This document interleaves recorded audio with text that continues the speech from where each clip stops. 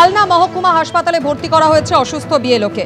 আচমকা জ্ঞান হারান 226 নম্বর বুথের BLO Pritha Barman Bandyopadhyay. Kalna super speciality হাসপাতালে ভর্তি রয়েছেন অসুস্থ বিএলও।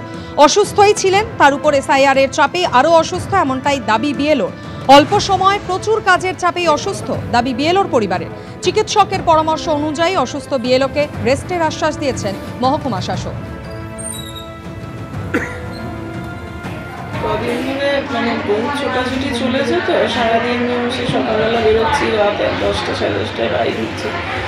এবারে প্রচুর এমাথা ওমাথা দৌড়াদৌড়ি এইসব হয়েছে। এবারে ধরুন আমার এমনি তো শারীরিক সমস্যা একটু ছিলই, আমার তো গলব্লাডার প্যানক্রিয়াসিস সব রকম আছে। এবার খাওয়া দাওয়া সারাদিন অনিয়ম, খাওয়ার টাইম পাইনি, সব রাতেও সেই কাজ জেগে জেগে কিছু হয়েছে। তো 15-20 দিন ধরে এত অনিয়ম গেছে, এত গেছে, হয়তো তারই এফেক্ট এটা।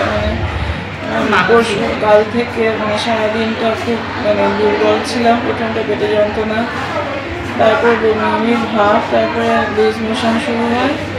আর আজকে ভোরবেলাতে প্রাচীন থেকে বেরিয়ে হঠাৎ করে সেন্সলেস হয়ে গেছিলাম। সকালবেলাটা সেন্সলেস হয়েছিলাম বলেই অ্যাডমিটটা করলো। এখানে এসেও আর একবার হয়েছিল। ফের কাজের চাপের জন্য অসুস্থ হয়ে পড়েছেন একজন বিএলও, এমনটাই অভিযোগ। অসুস্থ হয়ে পড়েছেন জলপাইগুড়ি সদর ব্লকের বিএলও, যার নাম আঞ্জু আরা বেগম। বিস্তারিত জানাবেন রাজা চট্টোপাধ্যায়, রয়েছেন আমাদের সঙ্গে টেলিফোন লাইনে। রাজা, এসআইআর এর কাজের কারণেই অসুস্থ হয়ে পড়েছেন এই বিএলও, এমনটাই বক্তব্য পরিবারের। হ্যাঁ দেখো, বিএলও সরাসরি যেটা বলছে যে যবে থেকে এসআইআর পর্ব শুরু হয়েছে তবে থেকে তিনি খুব চাপে ছিলেন। কারণ তুমি জানো যে গ্রামাঞ্চলে একটা আপলোডের প্রবলেম হচ্ছিল প্রথম দিন থেকেই। সেখান থেকেই কিন্তু এই বিএলও কিন্তু অসুস্থ হয়ে পড়ে। পরপর দুবার তিনি অসুস্থ হয়ে পড়েন এবং দুবার হাসপাতালে ভর্তি করতে হয়। এবং এখন পর্যন্ত প্রায় ওখানে যে ভোটার রয়েছে তার যে বক্তব্য, 1100 ভোটার রয়েছে, তার মধ্যে 700 মতো কম তিনি সই করতে পেরেছিলেন। এবং গতকাল সেই জন্যই কিন্তু তিনি চাপে ছিলেন।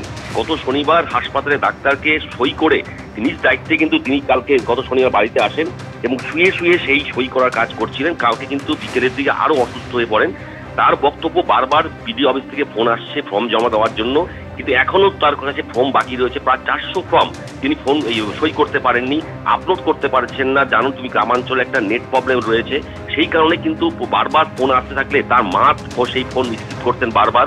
চাপের মুখে পড়েই কিন্তু আজ নিয়ে দ্বিতীয়বার হাসপাতালে ভর্তি হওয়ার মতো পরিস্থিতি তৈরি হয়েছে সেই বিএলওর। সেটাই তিনি পরিষ্কার আমাদের সামনে জানিয়েছেন। এবং সেই ঘটনাস্থলে কিন্তু তৃণমূল নেতৃত্বরা কালকে গিয়েছিলেন এবং তাকে হাসপাতালে ভর্তি করার কথা বলে এসছেন। আজকে যা শারীরিক পরিস্থিতি রয়েছে, এখন পর্যন্ত 400 ফর্ম তিনি এখনো সই করতে পারেননি। সেই চাপের কারণে কিন্তু দ্বিতীয়বার আজকেও তাকে হয়তো হাসপাতালে ভর্তি হতে পারে, এমনটাই পরিবারের তরফ থেকে জানানো হয়েছে। রাজা, ধন্যবাদ। এবিপি আনন্দ, এগিয়ে থাকে, এগিয়ে রাখে।